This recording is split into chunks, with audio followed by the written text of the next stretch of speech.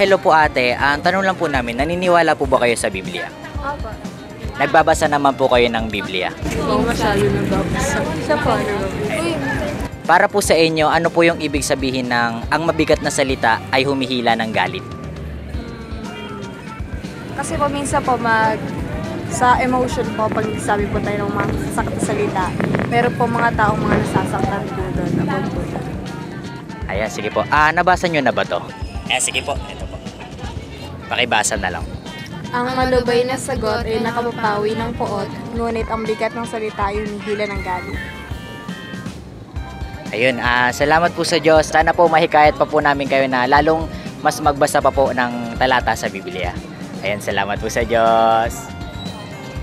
Para sa iba pang makabuluhang usapan, mag-like at mag-subscribe na sa MCJI channel sa YouTube at huwag kalimutang i-share. At para lagi tayong guided ng mga aral sa Biblia, mag-download na ng Digital Bible App sa Google Play at Apple App Store. At huwag kalimutan, ito po ay libreng-libre para sa lahat.